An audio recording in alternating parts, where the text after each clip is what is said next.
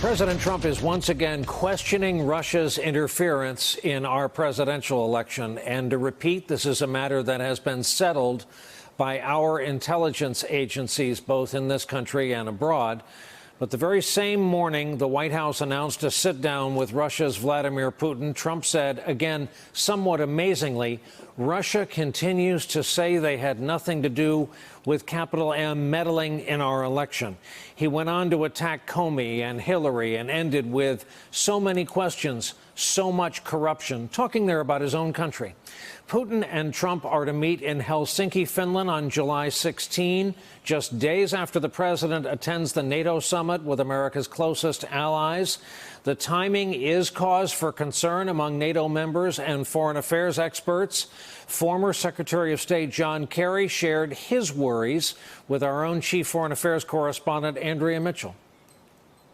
What are the risks of a one-on-one with Vladimir Putin? Well, or is it good for them to be talking?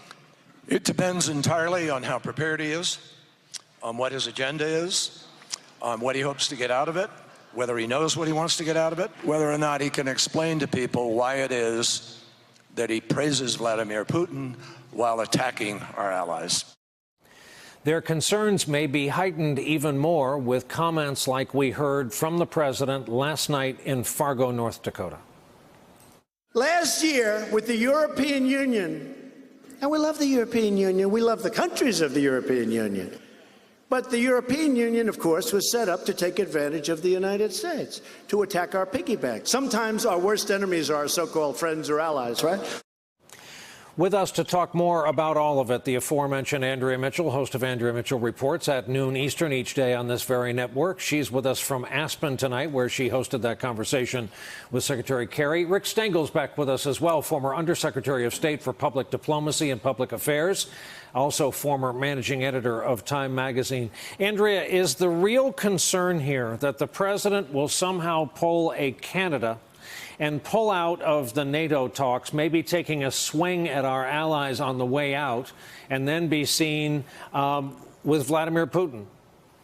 Exactly. The timing could not be worse. Excuse me, I've got some allergies out here. But the fact is that he behaved so badly toward our allies in Canada and tried to get Putin back into the G7. And he's going now into NATO, where he will beat up on those same allies, as he did about the EU the other day in North Dakota. And then he's going to be going directly to Moscow, where Putin is going to be celebrating his victory as the host of the soccer finals. So it's all playing out in Putin's favor. And we've seen already the way the president is prone to freelance, as he did in Singapore with Kim Jong-un, canceling those joint exercises, offering that without any prior notice to South Korea's President Moon, without telling General Mattis, as Courtney Kuby and Carol Lee, our colleagues, reported exclusively last week. That is the concern, that he will get one-on-one with Vladimir Putin, whom he has admired so relentlessly, as the tweet today indicated, and buy into Putin's narrative. And this just after dissing our closest allies. This is a real threat to the post-war alliance. And Rick, if nothing else, it looks terrible. Take Andrea's point. The World Cup will have just come to an end. How could this not fit into a kind of victory lap narrative for Putin flying into Helsinki, especially given the PR help he received from our president this very morning? Well, it's like a bad version of the Manchurian Candidate or something. I mean, the timing, though, could be worse, Brian. How?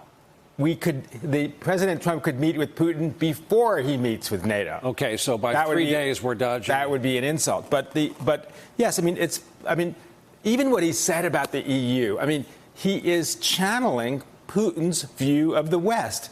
I mean, the EU was set up to repair the world after World War II, to put all the democracies together as a kind of counterforce to Russia.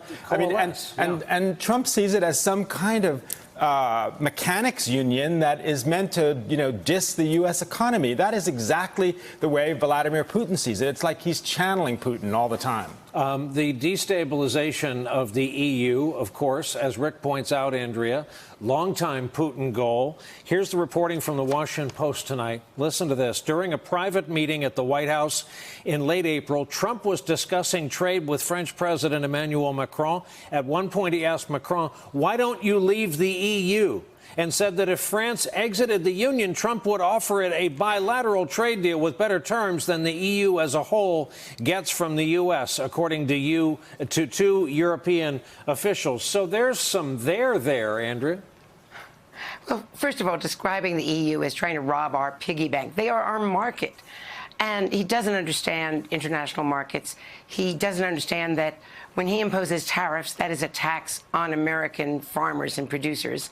And he doesn't know that Macron was setting himself up as the leader of the EU to replace Merkel. That was the whole Macron policy as he came to the big state visit to the U.S. It just shows that he's not reading, well, he doesn't follow the briefings. And it's really disconcerting. I mean, we've come, ironically, from the most intellectualized academic president we've had in recent history, who was arguably too cautious about policies in Afghanistan and Syria, according to many foreign policy critics, to one who was too impulsive. And that is, in some ways, a virtue.